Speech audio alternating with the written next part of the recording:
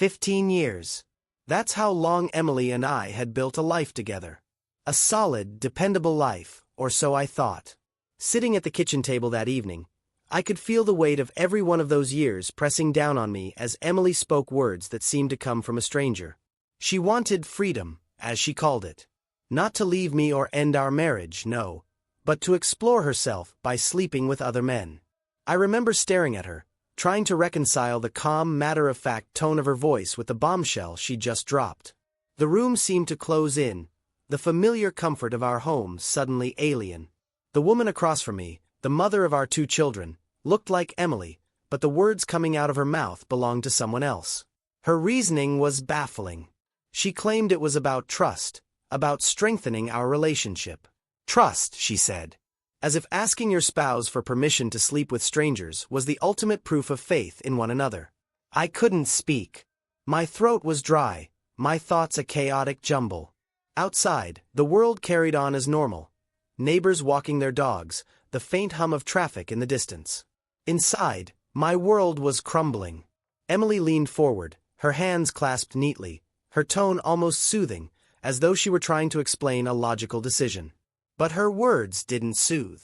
They stung, each one sharper than the last. I've been thinking about this for a while, she said. That's when it hit me. This wasn't a fleeting idea or a slip of the tongue. Emily had planned this. She'd nurtured this thought long enough to bring it to me as though it were a reasonable proposal. I wanted to ask how long she'd been thinking about it. I wanted to ask why. But all I could do was sit there, frozen in disbelief, as the foundation of our marriage cracked beneath me. In the days after Emily's proposal, my mind was in turmoil. I tried to make sense of her words, but no matter how I turned them over, they didn't add up. Trust. Strengthening our relationship? None of it felt right. Her calm, almost rehearsed delivery gnawed at me, and soon, I began to notice things I'd never paid attention to before. Emily's behavior was different. Subtle changes at first, but enough to catch my attention. She spent more time on her phone than usual, always with the screen tilted away from me.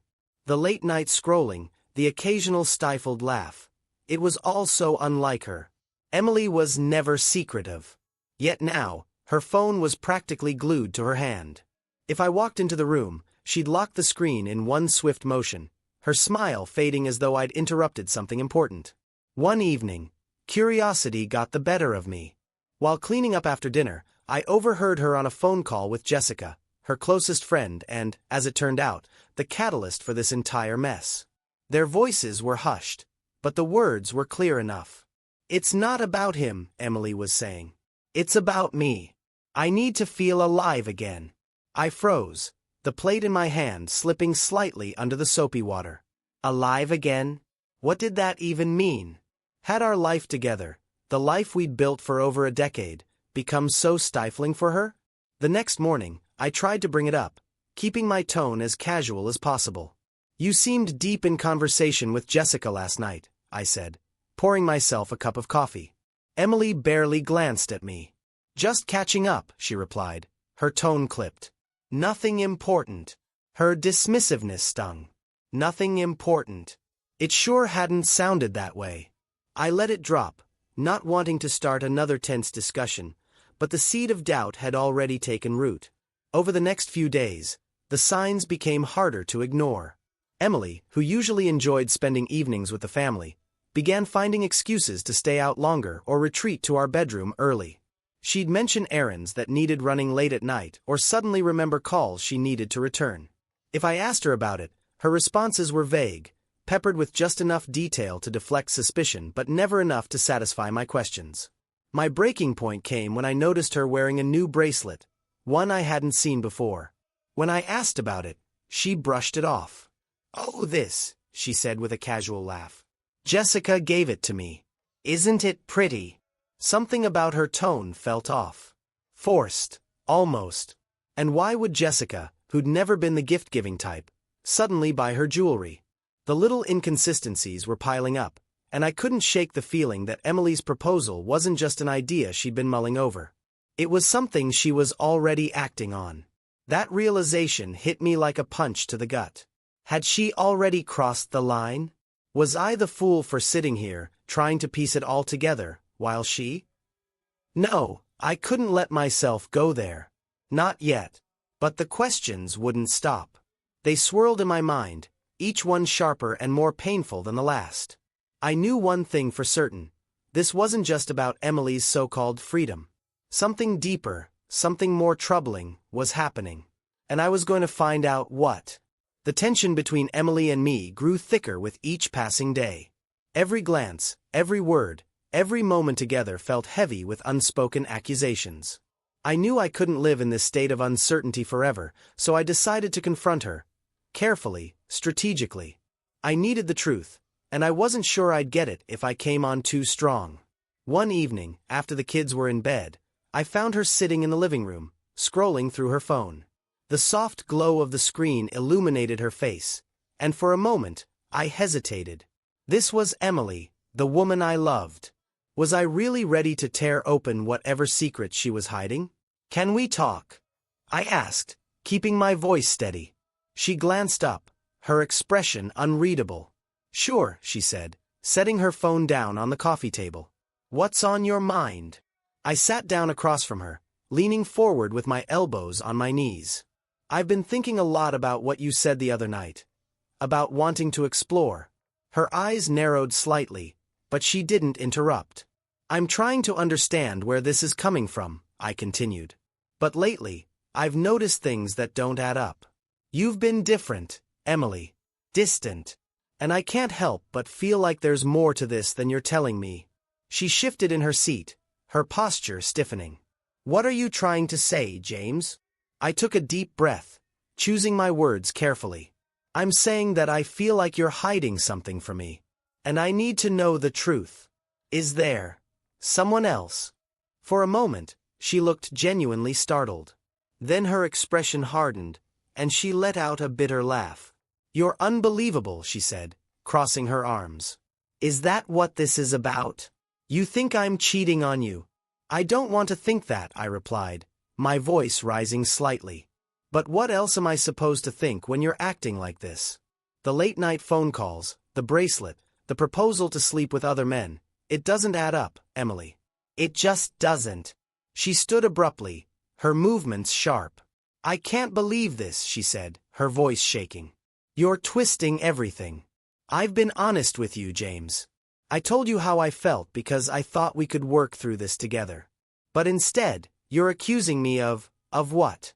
Betraying you." Her deflection only fueled my suspicions. "I'm not accusing you of anything," I said, standing as well. "I'm asking for the truth. Can you look me in the eye and tell me there's nothing going on?" She met my gaze, her jaw tightening. "There's nothing going on," she said firmly. But her eyes flickered, just for a moment, and I caught it, a flash of something she couldn't quite hide. That flicker was all I needed. It wasn't the truth. Not entirely. Emily stormed out of the room, leaving me standing there, my heart pounding in my chest. I'd pushed her, but I still didn't have the answers I needed. All I had was that flicker, and the sinking feeling that my suspicions were right. After that heated confrontation, Emily and I tiptoed around each other for days. The tension was suffocating, the kind of unspoken animosity that turned even mundane conversations into minefields. I found myself replaying our argument in my mind, dissecting every word, every expression, every flicker in her eyes. I knew I couldn't live in limbo much longer. If she wouldn't give me the truth, I'd have to find it myself. It started innocently enough. One Saturday afternoon, while Emily was out running errands, I decided to tidy up the house. As I moved through our bedroom, picking up stray clothes and fluffing pillows, my eyes landed on her nightstand. Her phone wasn't there, of course. She always took it with her, but the drawer was slightly ajar. I hesitated, my heart pounding. We'd always respected each other's privacy. But this wasn't about privacy anymore. It was about trust, and mine was hanging by a thread. I opened the drawer. At first, I didn't see anything unusual, just the usual clutter of notebooks, pens, and a half-empty bottle of lotion. But tucked beneath a stack of receipts, I found something that made my stomach drop, a second phone. It was small, older than the one she usually carried. My hands trembled as I picked it up and pressed the power button. The screen lit up, revealing a locked home screen. Of course. I shouldn't have expected it to be easy. I stared at the phone, my mind racing. Why did she need a second phone? Who was she talking to? What was she hiding? My chest tightened with a mix of anger and fear, the weight of betrayal pressing down on me like a lead blanket. I put the phone back exactly as I'd found it, my thoughts a chaotic mess. Part of me wanted to confront her immediately, to demand answers. But another part of me knew I needed to play this carefully. Confronting her without evidence could backfire. She'd deny everything, turn it back on me, and I'd be left floundering, no closer to the truth. No, I needed to be smart about this. That evening, Emily came home, her demeanor as breezy as ever. She kissed me on the cheek and asked about the kids' day, her voice light, almost carefree. Watching her, I felt a surge of anger rise in my chest. How could she act so normal when she was clearly hiding so much? I forced myself to keep my cool, to play along as though nothing had changed. But inside, I was unraveling. That second phone was a crack in the facade of our marriage, a glimpse into the secrets she was keeping. And I was determined to find out the truth, even if it meant shattering the illusion of the life we'd built together. The days ahead would demand patience, careful observation, and a readiness to confront whatever I uncovered. But one thing was certain: I couldn't ignore the lies any longer. The second phone occupied my every waking thought. The more I tried to act normal around Emily, the more her casual demeanor felt like a slap in the face. She went about her days as if everything was fine, while I carried the weight of suspicion and doubt. I needed answers, and the only way to get them was to take a closer look at that phone. A few nights later, my chance came. Emily had gone to bed early, claiming she had a headache. I waited until her breathing settled into the steady rhythm of sleep before creeping into the bedroom. My pulse thundered in my ears as I slid open the nightstand drawer and retrieved the phone. This time, I was prepared. I'd done some research and learned how to bypass basic phone security. After a few tense minutes of trial and error, I managed to unlock it. The screen illuminated, and my heart sank as I scrolled through the contents. The phone was filled with messages and photos that left no room for doubt. A man named Chris had been texting Emily, frequently and intimately. The conversations were laced with flirtation and inside jokes, and some of the messages were time-stamped during moments when she'd claimed to be running errands or catching up with Jessica. My hands shook as I read through the exchanges. One message from a few weeks ago stood out like a glaring beacon. Chris, last night was amazing. Can't stop thinking about you. Emily, me too. I needed that more than you know. A wave of nausea hit me, and I had to steady myself against the dresser. My mind reeled with the implications. She hadn't just been considering her proposal to explore. She was already living it. The photos were worse. While most were innocuous selfies, a few crossed the line. Pictures of her dressed up in ways I hadn't seen her in years. There was one of her smiling in a dimly lit restaurant, a glass of wine in her hand. The background wasn't familiar, and I knew she hadn't been there with me. I returned the phone to its hiding spot and left the room, my chest heaving with a mix of anger, betrayal, and heartbreak. I couldn't confront her. Not yet. I needed to be certain, to gather more evidence. The next day, I called in sick to work and followed Emily when she left the house. She told me she was meeting Jessica for lunch, but instead, she drove to a nearby park and parked her car. Moments later, a man, tall, with dark hair and a confident stride, approached her. They greeted each other with a familiarity that turned my stomach. He leaned in close, and she smiled up at him in a way that felt like a knife twisting in my gut. They walked off together, disappearing into the wooded trail. I sat in my car, gripping the steering wheel so tightly my knuckles turned white.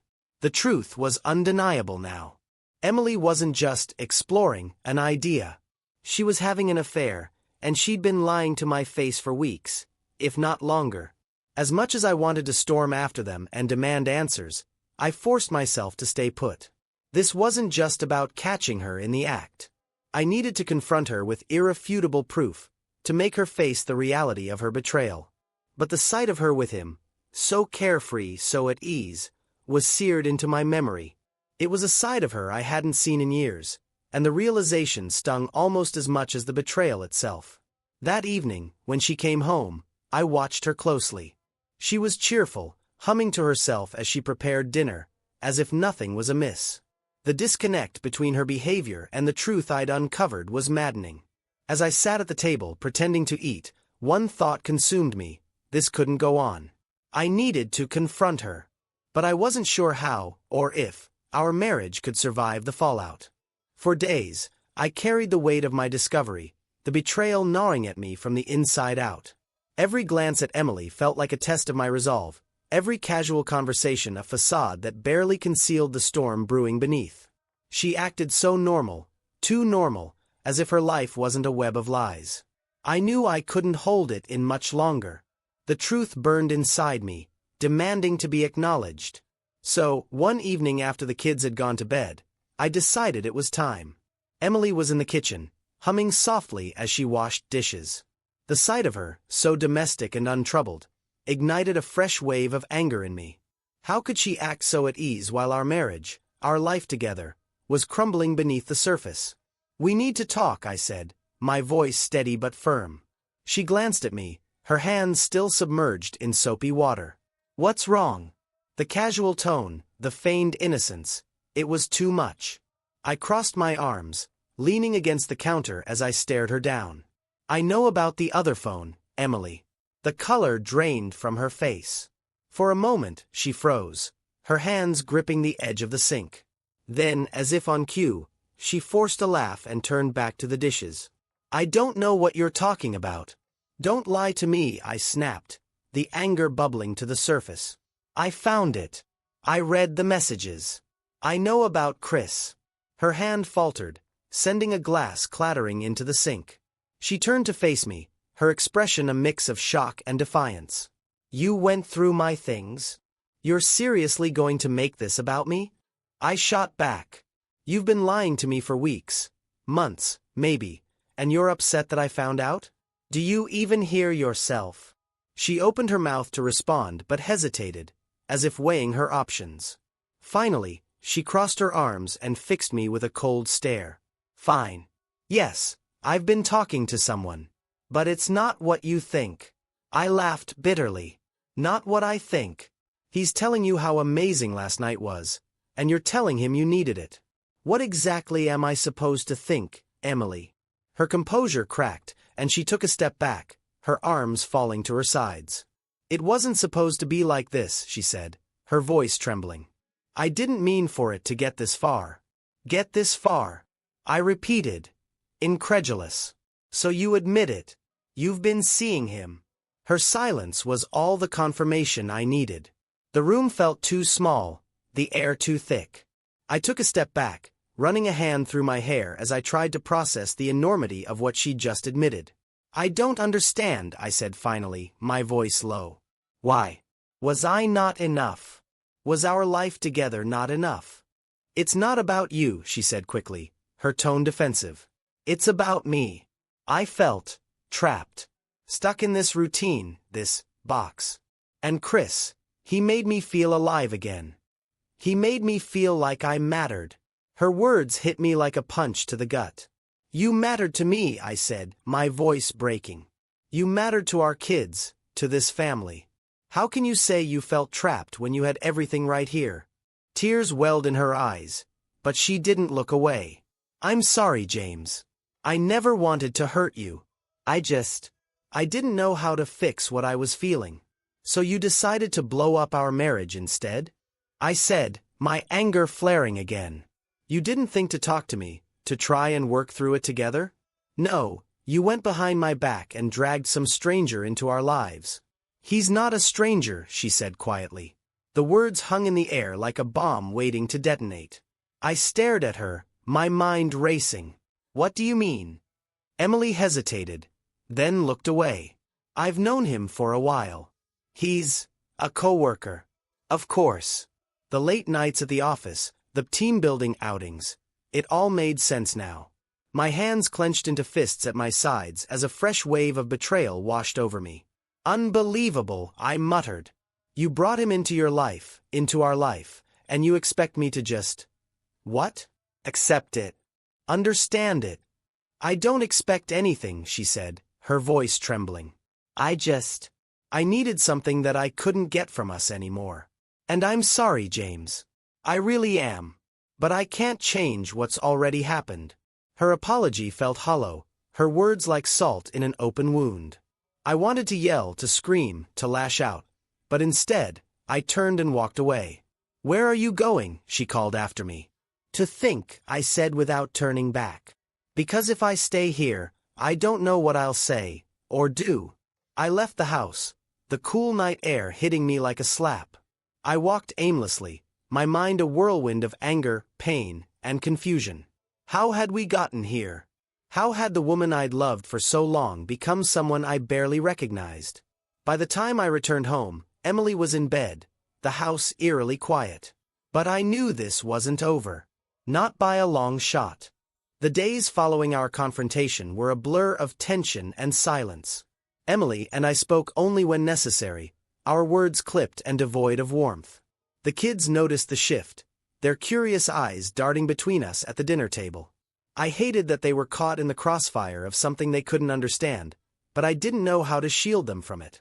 Every moment I spent in the house felt like walking on shards of glass. The betrayal was too fresh, the wounds too raw. I couldn't look at Emily without seeing the lies, couldn't hear her voice without replaying her admission in my head. I needed clarity, and I knew I couldn't find it here.